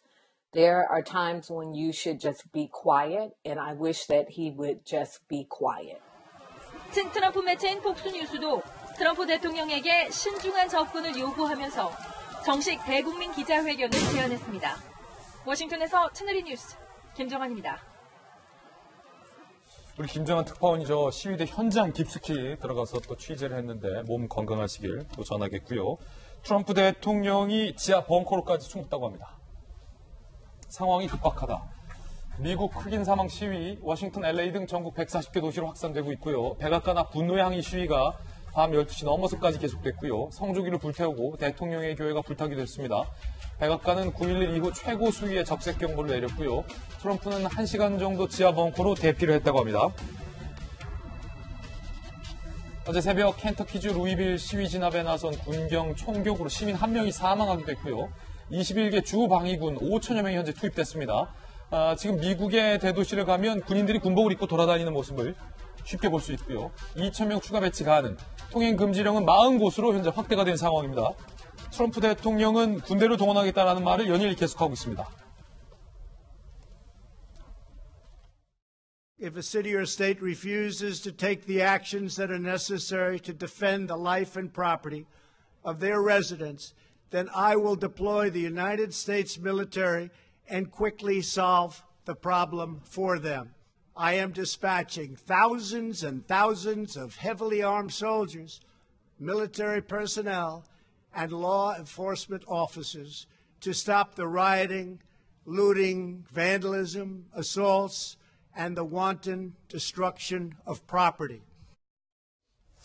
시위대를 향해서 테러리스트다라는 발언도 트럼프 대통령이 오늘 새벽에 한 것으로 전해지고 있는데, 이재명 기자, 백악관에 지하 벙커가 있나 보죠? 예, 뭐 청와대도 있죠. 다 지하에, 사실 지하 벙커라는 개념보다는 긴급 상황실이죠. 상황실로 뭐 일시적으로 대피했다, 뭐 이렇게 지금 지난 주말에 알려져 있는데. 워낙 백악관 앞에 지금 연기가 계속 몰려 있고 또 뭐 평화 집회를 하다가도 야간만 되면 방어와 약탈 이런 것들이 이제 계속 반복되다 보니까 특히 워싱턴 앞에서, 백악관 앞에서 그런 시위가 집중되면서, 그러다 보니까 트럼프 대통령도 주말 동안에 긴급하게 지하 벙커, 긴급 상황실에 대피한 게 아닌가 싶습니다. 그 말인즉슨 이제 저게 백악관까지 밀고 들어올 수도 있겠다, 자칫하면, 뭐 이런 걱정도 한편으로 했겠네요. 그렇죠. 뭐 아무래도 우리의 경호처에 해당하는 비밀 경찰국 이런 데까지 뭐 차량이 방화됐다 이런 얘기가 나오고 있는 상황이기 때문에 아마 그런 우려가 있었던 것 같고, 그러다 보니까 뭐 시위대도 지금 평화 시위를 하면서도 또 밤에는 돌변해서 약탈 방화가 이루어지는 것도 참 문제인 것 같은데, 역시 지금 조금 전에 김정한 특파원도 지적했지만 트럼프 대통령 자체가 갈등과 분열을 부추기고 있다, 이런 지적이 미국뿐이 아니라 전 세계적으로 많이 나오고 있죠. 예. 아마도 이제 올해 11월에 있는 재선을 앞두고 지지층 결집을 위해서 그런 걸 수도 있지만, 지금 시위대를 극좌파 테러 조직이다 라고까지 이제 몰면서 굉장히 이제 강경 대응을 주문하고 있는데, 사실 지금 벌어지고 있는 시위가 다들 얘기하는 게 1968년 마틴 루서 킹 암살 이후에 가장 극심하게 지금 시위가 이루어지고 있다가 한 2년 만에 이루어지는, 반세기 만에 이루어진 흑인 민권 운동이다, 이렇게 얘기하는 것 자체가 한편으로는 트럼프 대통령 집권 기간에 있었던 어떤 인종 차별적인 정책들, 그리고 어떤 편가름의 정책들이 지금 분출되고 있다, 이렇게 볼 수 있는 거죠. 이건 사실 여러 우리나라도 주는 교훈이 있다 생각합니다. 어떤 편가름의 정치가 갖고 올 후과가 어떤 건지에 대해서 여러 가지 좀 암시하고 있는 게 아닌가, 이런 생각도 같이 듭니다. 자, 그런가 하면 이 시위대가 루이비통 등 명품 매장을 약탈하는 영상도 저희가 확보했습니다. 함께 보시죠. 보시면요, 시위대가 그 루이비통 매장 안을 뚫고 들어가는 모습이에요. 자, 유리창을 부수고 깨고, 자, 인직된 사람들이 루이비통의 명품 물건들을 훔치는 영상이 현재 미국입니다. 21세기 가장 공권력이 강한 나라 중에 한 곳으로 꼽히기도 하고, 선진국 반열 중에서도 정말로 최우선에 속힌 미국에서 지금 벌어지고 있는 일입니다. 얼마나 미국 사회의 현재 공권력이 흔들리고 있는지, 미국 사회의 어떤 평소의 어떤 모습과 질서가 파괴되고 있는지를 단적으로 보여주고 있는 모습이 아닐까 싶고요. 이번에는 경찰차가 시위대를 차로 밀어버리는 영상도 저희들이 보여드리겠습니다. 자, 이렇게 막고 있었던 경찰차가 지금 속력을 내면서, 자, 지금 시위대를 밀어버리는 화면이거든요. 그 이후는 저희가 차마 영상으로 보내드릴 수 없어서 여기서 멈췄습니다만, 경찰은 경찰대로, 시위대는 시위대대로 금도를 넘고 있는 모습들이 곳곳에서, 자, 이렇게요. 이러면 안 되거든요, 경찰이. 오승국 변호사님. 조금 전에 이제 그 명품샵 이렇게 터는 그런 모습을 보면은 굉장히 시위가 지금 위험한 수준에 가 있습니다. 왜냐하면 이제 이번에 이제 보도들을 보면 미국 전역에서 여러 가지 상점들이 털리고 있고 뭐 나이키, 아디다스 뭐 웬만한 것들 많이 털리고 있는데 주로 명품 샵은 굉장히 그 도시에서 안전하고 좋은 길목에 있는 거죠. 근데 그 길목에 있는 명품 샵까지 지금 털리고 있다는 이야기는 지금 치안이 굉장히 위험한 상태에 가 있다고 하는 게 보여지고요. 저기 터는 사람들이 낮에 뭐 평화적으로 시위하던 사람들이 전부 참가한다 좀 그렇게 보고 싶지는 않고요. 예. 낮에 시위하는 분들이 그 조지 플로이드 그 억울한 죽음에 대해서 항의하는 그건 분명히 그 인종차별이고 있어서는 안 되는 그런 인권 유린이거든요. 그런 부분들은 분명히 저는 정당한 명분이 있다고 보여지는데 밤에 어두워지면 저러기 때문에 지금 미국 전체적으로 이제 통금령이 지금 많이 그 발효가 되고 있는 실정이고요. 또 미국에서는 우리나라와 달리 그 뭐 지문이라든가 이런 관리가 잘 안 됩니다. 그러다 보니까 이제 치안 이런 부분들이 아무래도 우리나라보다는 오히려 못하다 이런 말씀 드릴 수밖에 없네요. 예. 저희들은 60초 광고 후에 다시 돌아오겠습니다. 잠시 후에 뵙죠. 오늘 저희가 준비한 소식 모두 다 전해드렸습니다. 지금부터 시작되는 인터넷 라이브 방송, 저희 2사말로에서는요, 오늘 본방에서 미처 못다한 이야기, 속 시원하게 이야기 나눠볼 텐데, 공수표 표결에 기권했다는 이유로 당의 징계까지 받은 공천 탈락 금태섭 전 의원과 관련된 이야기, 본방에서 못한 이야기, 라방에서 하겠습니다. 김병민 비대위원과 또 이재명 기자 함께 오늘 라방 함께 해주실 거니까요. 지금 많이 들어와 주시기 바라겠습니다. 저희들은 내일 아침 9시 5분에 더욱더 풍성한 소식 들고 인사드리겠습니다. 오늘 하루는 분명 어제보다 나을 겁니다. 좋은 하루 되십시오. 고맙습니다.